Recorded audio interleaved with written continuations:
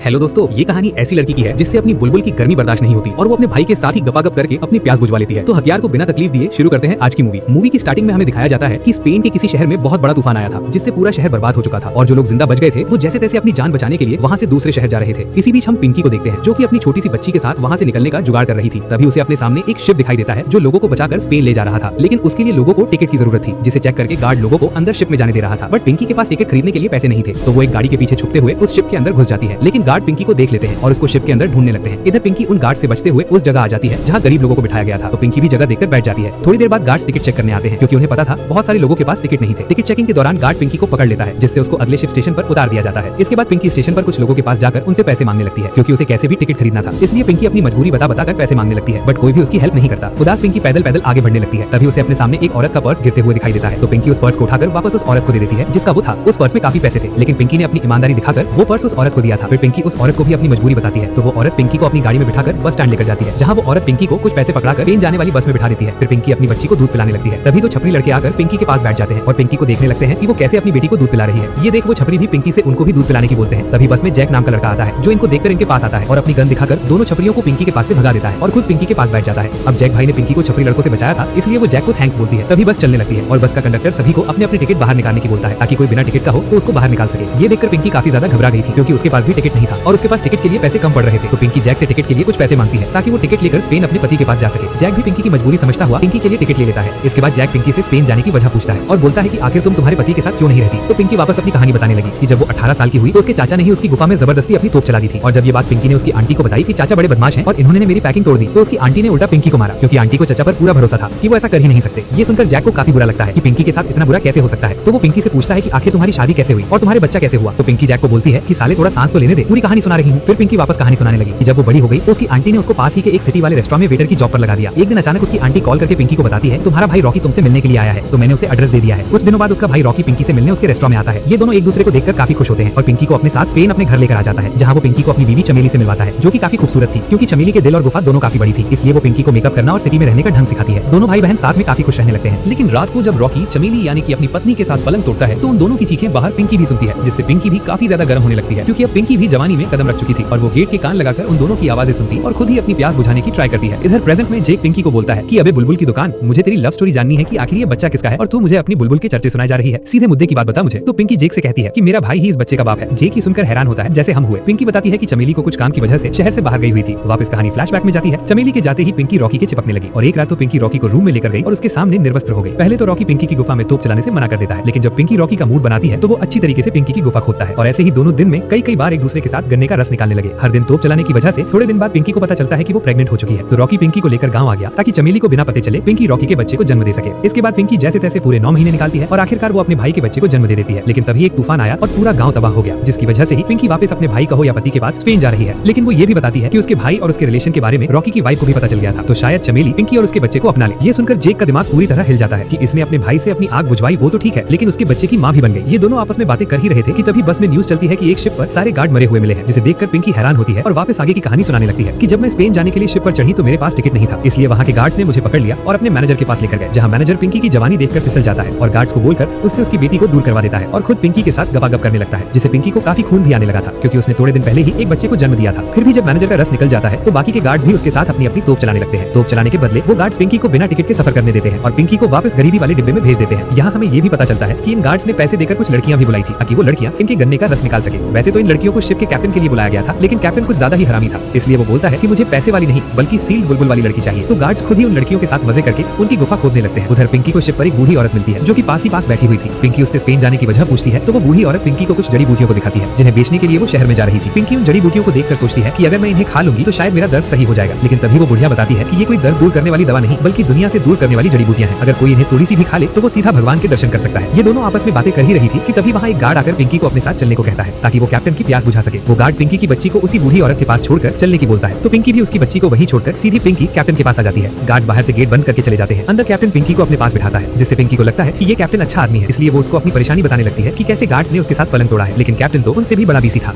वो भी पिंकी की पिंकी देखकर अपने कपड़े उतारने लगता है और पिंकी से जबरदस्ती अपनी तोप को चलवाता है। फिर कैप्टन जोरदार तरीके से पिंकी की रेड कर डालता है। इसके बाद हम वापस जेक और पिंकी को देखते हैं, जहाँ जेक पिंकी की कहानी सुनकर उन गार्ड्स पर बहुत गुस्सा होकर उन्हें गालियां देता है। तो पिंकी जेक से कहती है कि उन्हें गालियां देने से कुछ नहीं होगा क्योंकि उन्हें उनके किए की सजा मिल चुकी है। जेक को पिंकी की बात समझ नहीं आती, लेकिन मैं आपको अच्छे से समझाऊंगा। इसके बाद जेक पिंकी की कहानी सुनकर थक चुका था, इसलिए वो थोड़ा आराम करने के लिए सो जाता है। जिसके बाद हम वापस पिंकी की कहानी देखते हैं, जहाँ पिंकी जब कैप्टन की तोप को शांत करके वापस आती है तो उसकी हालत एकदम खराब हो चुकी थी। इसे देखकर वो बूढ़ी औरत समझ जाती है कि इसके साथ बहुत गलत हुआ है। तभी पिंकी बूढ़ी अम्मा से वो जहरीली जड़ी बूटी मांगती है ताकि जिसने उसके साथ गलत किया वो उनको सजा दे सके। तो वो बूढ़ी अम्मा भी पिंकी को वो जड़ी बूटी दे देती है। तो पिंकी मौका देखकर उन गार्ड्स के पास जाती है जो कि उन लड़कियों के साथ पार्टी कर रहे थे, जिन्हें उन्होंने पैसे देकर बुलाया था। मौका पाकर पिंकी उनकी बियर की बोतलों में वो जड़ी बूटी मिला देती है। पिंकी ऐसा ही मैनेजर और उस कैप्टन के साथ भी करती है। ऐसा करने के बाद पिंकी अपने बच्चे के साथ शिप से उतर जाती है ताकि उन सभी के मरने का इल्जाम उसके ऊपर ना आए। अगले दिन वो सभी गार्ड्स और कैप्टन मौत के घाट उतर चुके थे। इधर प्रेजेंट में जेक और पिंकी की बस एक स्टेशन पर रुकती है जहाँ जेक को रुकना था। पहले तो ये दोनों एक साथ खाना खाते हैं। इसके बाद जेक पिंकी को नया फोन देता है ताकि पिंकी आसानी से उसके पति को कॉल करके घर जा सके, लेकिन रात बहुत ज्यादा होने की वजह से जेक पिंकी को अपने साथ ही रुकने की बोलता है। पिंकी भी इसके लिए मान गई थी। तो ये पास ही एक रूम लेकर उसमें रुकने के लिए जाते हैं, जहाँ रूम में जाते ही पिंकी नहाने के लिए जाती है। जेक भी पिंकी को नहाते हुए देख लेता है, जिससे उसका हथियार खड़ा हो चुका था और वो खुद को रोक नहीं पाता, और जहाँ पिंकी नहा रही होती है वहीं चला जाता है, जिससे पिंकी की गुफा खुल जाती है और वो दोनों मिलकर डुकचुक करने लग जाते हैं। जब दोनों का काम हो जाता है तो वो दोनों बैठकर आपस में बात करने लगते हैं। बातें खत्म होने के बाद दोनों सो जाते हैं। फिर रात को जेक की बीवी का कॉल आता है जो कि उससे घर आने की बोलती है। यहाँ हमें पता चलता है कि साला जेक भी शादीशुदा था, फिर भी उसने पिंकी के साथ पलंग तोड़ा था। पिंकी ने भी जेक की बातें सुन ली थी, लेकिन वो फिर भी सोने का नाटक करती है। जेक भी पिंकी को सोता देख वहाँ से 9-11 हो जाता है। अगले दिन होटल वाला आकर पिंकी को रूम खाली करने की बोलता है, तो पिंकी भी अपनी बच्ची को लेकर वापस बस में बैठ जाती है। दूसरी तरफ जेक अपनी फैमिली के साथ बैठकर खाना खा रहा होता है। तभी टीवी में न्यूज आती है कि जेक नाम के आदमी ने शिप के लोगों यानी कि गार्ड्स को मार डाला और भाग गया। ये सब पिंकी ने जेक को फंसाया था, क्योंकि पिंकी ने उधर पुलिस वालों को झूठा बयान दिया, क्योंकि जेक शादीशुदा था। फिर भी उसने पिंकी के साथ घापाघप किया था, जिसका बदला लेने के लिए पिंकी ने जेक को फंसाया था। उधर जेक के घर पुलिस वाले आ जाते हैं, तो जेक उन्हें देखकर भागने लगता है, जिससे पुलिस वाले उसे शूट करके मार डालते हैं और इसी के साथ इस मूवी की हैप्पी एंडिंग हो जाती है। मिलते हैं ऐसी ही और नई वीडियो के साथ। Thanks for watching.